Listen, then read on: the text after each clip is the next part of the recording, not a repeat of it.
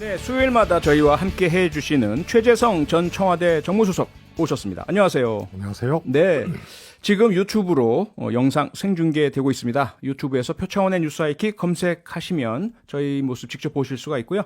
또 여러분이 남겨주시는 소중한 댓글도 저희가 실시간으로 다 확인을 하고 있으니까요. 유튜브에서도 많은 참여 부탁드리겠습니다. 지금 이 문제가 갑자기 핫 이슈로 떠올랐습니다. 최재성 수석님. 그 대통령 부부 나토 정상회의 참석 과정에서 인사비서관의 부인인 신 씨, 신부는 민간인인데요. 함께 대통령 전용기를 타고 다녀왔다라는 것이 상당히 논란거리입니다. 이 문제 어떻게 보십니까? 우선은 뭐 유례 없는 일이죠. 네. 그리고 뭐 민간 수행원이라는 거는 그건 제도 자체가 없는 겁니다. 조금 전에요. 하태경 의원하고 인터뷰를 했는데 뭐 대통령실 그 해명도 마찬가지고 민간 수행원이라는 제도가 있다. 그러면서 아마도 박용만 전 회장, BTS 등의 사례를 함께 보는 것 같은데 그 다른 겁니까? 지금 인사비서관의 부인 신모 씨의 경우에는 네. 주요 실무를 한 거 아닙니까? 예, 기획이라는. 예. 네네. 그리고 박용만 회장 뭐 재계 인사라든가 또 네. 문화예술계 인사라든가 여기는 소위 얘기하면은 명칭이 어떻든 간에 대통령의 해외 순방 시 예. 방문단이죠. 방문단의 일원. 예, 네. 그 사람들이 일정 짜고 실무 기획하고 뭐 대통령 숙소 뭐 부인의 일정 이런 거를 짜는 사람이 아니지 않습니까? 네, 네. 그래서 그거는 정말 성립될 수 없는 그런 얘기고요. 네.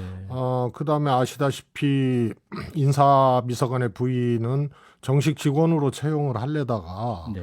이해 충돌 때문에 이제 못했고 네. 그랬다는 거 아니에요? 예. 그러니까 언제부터 이런 일을 했는지가 먼저 밝혀져야 될 것 같고요. 예. 이번 일뿐만이 아니고 그다음에 또 하나는 사적인 인연을 지금 대통령과 부인의 공적인 일로 지금 끌어들이는 게 지금 한두 번이 아니거든요. 네. 이런 문제를 지적을 하는 거고요. 그래서 이것을 민간 수행원 제도가 있다는 둥, 또 뭐 임시로 그렇게 채용할 수 있는 제도가 있다는 등, 네. 요런 이제 결과론적인 부분만 볼 것이 아니고 이분에게 이런 일을 맡기게 된 과정이 사적 인연으로부터 출발이 된 거고요. 네. 그리고 이 일하고 그다음에 일 안 할 거예요? 또 다른 일 할 거 아닙니까? 아하. 그러면은 공식적인 체계 속에서 네. 뭐냐 이거예요, 이분이. 그래서 이거는 하여튼 유례도 없고 전례도 없고 납득하기 어려운 일이 발생을 한 거죠. 네. 이 사안 자체, 뭐 지금 이제 관심은 많이 집중되고 있는데요. 그 대통령 업무 수행에 대한 국민의 지지율, 여론조사에도 영향을 미치는 요소라고 보십니까? 그렇습니다. 지금 보통 이제 순방 외교를 하거나 예. 이렇게 되면은 국민들께서 대통령 수고하셨다고 네. 보통은 이제 지지율이 조금 반등을 하죠. 그렇죠. 예. 그런데 지금 뭐 그전에도 말씀드렸습니다만 이번에는 외교적 성과를 가지고 대통령의 지지율이 올라갈 만한 그런 소재가 안 보인다. 지난주에 올라가지 않을 거라고 예측을 왜냐하면 하셨죠. 그 상식 아닙니까? 출발부터 예. 우선 나토 회의 참가의 목적과 형식, 방식 이런 것이 충분히 검토됐느냐에 대한 어떤 의문이 있고요. 네. 또 가는 비행기 안에서 유로파 리그 봤다고 축구 봤다고 또 얘기를 하고 그 다음에 가서 김건희 이 여사님의 이제 뭐 여러 가지 이제 또 예. 뭐 팔을 악수 후에 쉐이크 핸드 예. 후에 완전히 또 더 흔들었던 뭐 이런 거라든가 노룩이라든가 마지막 비커까지 네. 그냥 계속 연일 안 좋은 뉴스만 나오고 네. 그걸 보고 국민들이 점수를 더 줄 아무런 이유가 없는 거죠. 예. 그러니까 박지원 전 원장께서 그렇게 점수를 주신 이유는 모르겠습니다만 김건희 여사 90점, 네. 윤석열 대통령 80점이라고 그랬잖아요. 네네. 근데 근거가 김건희 여사 패션밴이 없어요. 아하. 그러니까 오히려 박지원 원장의 그 말씀이 네. 기껏 외교 행보를 해놓고 김건희 여사의 패션 칭찬만 하니까 패션밖에 안 보이는 거예요. 네. 국민들이 그걸 보고 점수를 줄 수가 없죠. 네.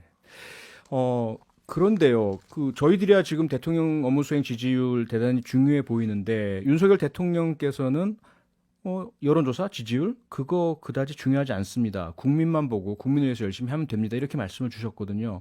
문재인 정부 청와대 정무수석을 역임하셨던 그 경험에 비춰봤을 때 이 여론조사 지지율이란 게 어떤 의미입니까? 매일매일의 그 청와대 업무에 있어서. 그렇습니다. 이제 저는 정무수석이 정책에 민심을 입히는 일이라고 그렇게 제가 얘기를 했었어요. 네. 그리고 정무수석 시절에도 어느 언론 인터뷰에서 그런 얘기가 대통령 지지율 신경 쓰입니까?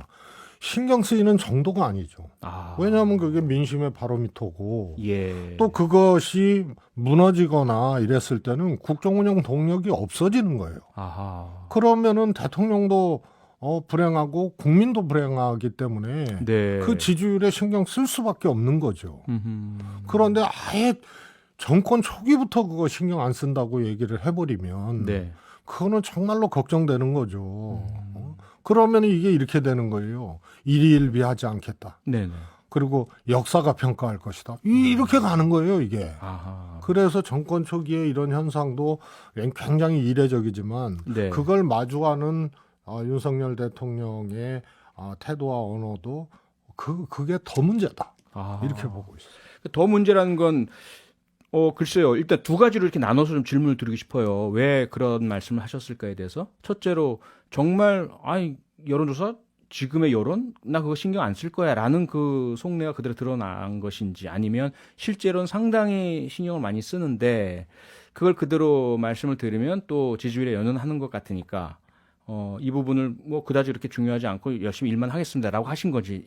이 양자 중에 어떤 부분이라고 보십니까? 뭐 저는 첫 번째는 실제로 좀 당황했을 거예요. 예. 윤석열 대통령도. 현재 상태. 그 지지율 지금 떨어지는 허니문 부분. 기간 아니에요. 네. 그리고 지난번 지방선거에서 여당이 승리를 했는데 네. 사실 윤석열 대통령 허니문 기간에 덕이 있었거든요. 그렇죠. 그러나 대통령 당선인 시절부터 뭐 용산 집무실 이전 뭐 등등등 여러 가지 일들이 국민들이 이거 이상하다. 라고 생각할 만한 일들이 계속 이어졌는데 네. 허니문 기간인데 6월 지방선거에 국정운영 동력을 뺏어버리는 일까지는 국민이 하지를 않았기 때문에 사실은 여당이 이겼어도 네. 소극적 지지 내지는 불가피한 지지를 했던 국민들 입장이 네. 그런 결과가 지방선거 승리거든요. 네. 그런데 지금은 그 이후로 국정운영을 잘 하거나 이런 어떤 시그널 조짐들이 전혀 안 보이고 네. 말도 안 되는 일들만 계속 이루어지니까 선거로서 지방선거 승리로 강요된 지지죠, 사실은. 아하. 그걸로 국민들께서는 할도리 했다고 보고 냉정하게 지금 보고 계신 거죠. 네네. 그런데 이 지지율에 신경 안 쓴다는 것은 두 가지 측면이 다 있는 거죠. 예. 당황했기 때문에 어허. 신경 쓸 수 있다고 할 수도 없고 네. 그다음에 그렇다 하더라도 이것을 인정을 하게 되면 더 어렵기 때문에 그래서 그냥 마위회의를 할 수밖에 없는 상황을 그대로 표현하신 거라고 봐요. 네. 어쨌건 대통령과 정부의 그런 업무 동력 확보는 지지율에서 나온다라는 말씀을 주셨는데 지지율 향상을 위한 노력을 해야 될 테고요. 지금이 헐헐 날릴 때죠. 예, 그래야 될 그 취임 초기니까요. 그러면 뭐 원인 분석 여러 가지가 나왔습니다. 뭐 경제 상황, 뭐 당의 어떤 분란, 그다음에 대통령과 김건희 여사의 어떤 여러 가지 언행 또는 뭐 인사 문제 무엇이 가장 문제이고 어떻게 좀 개선 해소를 해야 된다고 보십니까? 인사난맥상이 일단 제일 크죠. 가장 큽니까?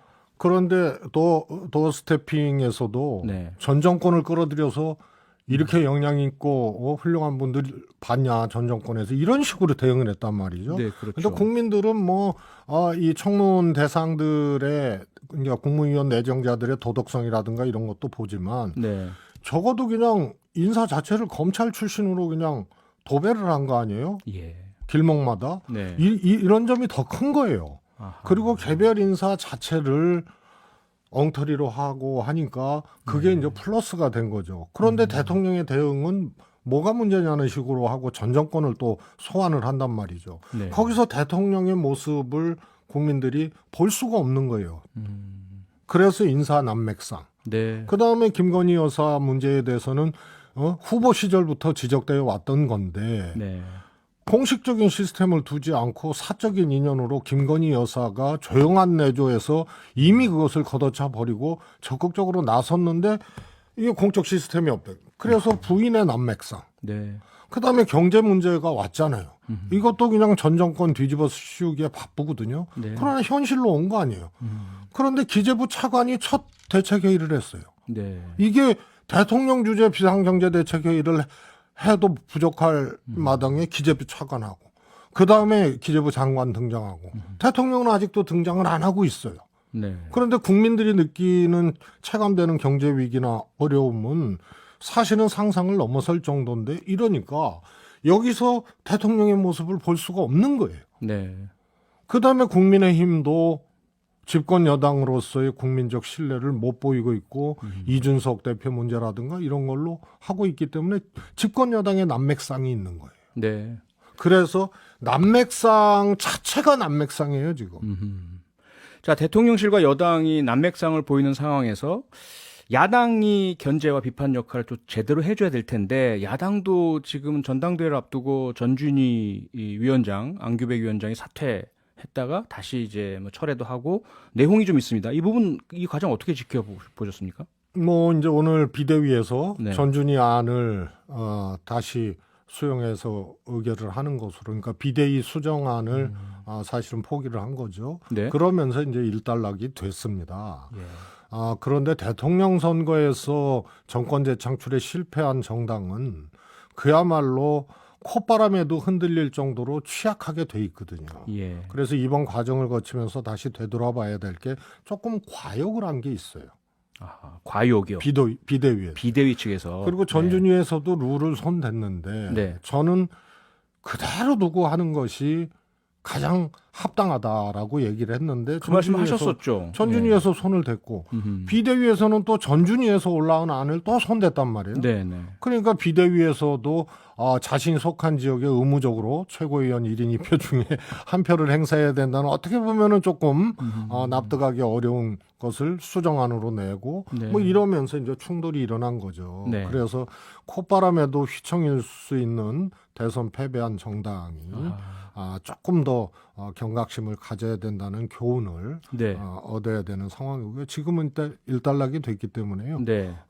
다행스럽게 생각합니다. 일단락이 됐다라고 말씀 주셨지만 사실 뭐 일부 언론이나 전문가들 또 국민 일각에서는 그게 일단락 됐을까? 특히 전준희 비대위 이 기구 간의 갈등이 아니라 그 이면에는 친 이재명 반 이재명 뭐 개파 간의 갈등 최고위원 중에 우리 편을 더 많이 넣어야 되지 않느냐 뭐 이런 것들이 있지 않은가 그러면 이후에도 이 갈등은 다시 불거지지 않을까 이건 어떻게 보세요? 저는 정당에서요 집권한 정당도 소위 말해서 이제 윤핵관 또 그 핵심 인사들과 함께하는 뭐 포럼이라든가 일종의 이제 윤 대통령 중심의 정치 세력화는 당내 구도와 또 그것에 대해서 또 반대하는 사람도 있을 수 있고요. 네. 야당도 마찬가지입니다. 국민의힘도. 네. 다만 그런 어떤 세력 갈등이라든가 정치적 충돌을 어떻게 잘 수습하고 네. 또 넘어서느냐의 문제이지 이것 자체를 없앨 수는 없는 거죠. 네. 그러면 100% 완벽하게 이재명 당이 되고 네. 100% 완벽하게 과거에 문재인 대통령 당이 되고 이럴 수는 없지 않습니까? 네. 그래서 찬반이나 세력 갈등은 있을 수밖에 없는데 예. 이것을 최소한의 정치적 최소한을 갖고 어떻게 수습을 해나가고 넘어서느냐의 문제에서 네. 국민들이 점수를 주고 예. 또 점수를 낮추고 하는 그런 기준이 되는 거죠. 네, 그 어떻게 문제. 지난 2015년은 결국 분당을 했습니다. 이번에는 이재명 후보가 당대표가 되고 그럼 이에 반대하는 분들이 또 뭐 분당한다는 이야기가 나오고 있는데 그 잘 수습이 될까요? 저는 적어도 민주당에서는 분당과 합당의 역사가 세계 정당사에서 네. 민주당만큼 그렇게 잦았고 네. 그 충돌의 크기와 규모 빈도수에서 민주당만큼 되는 세계 어느 정당도 없습니다. 네, 네. 그래서 그런 것들이 오히려 경험적 축적이 돼서 예. 제가 보기에는 그런 상황까지는 안 갈 것이다라고 보는 거고요. 오히려 그런 역사가 있기 때문에. 분당을 꺼내는 사람, 네. 그 사람이 범인입니다. 알겠습니다. 오늘 정치 프로파일링은 여기까지 하겠습니다. 최재성 전 정무수석과 함께했습니다. 고맙습니다. 감사합니다. 평일 저녁 6시 5분에 여러분을 찾아갑니다. MBC 라디오 표창원의 뉴스 하이킥.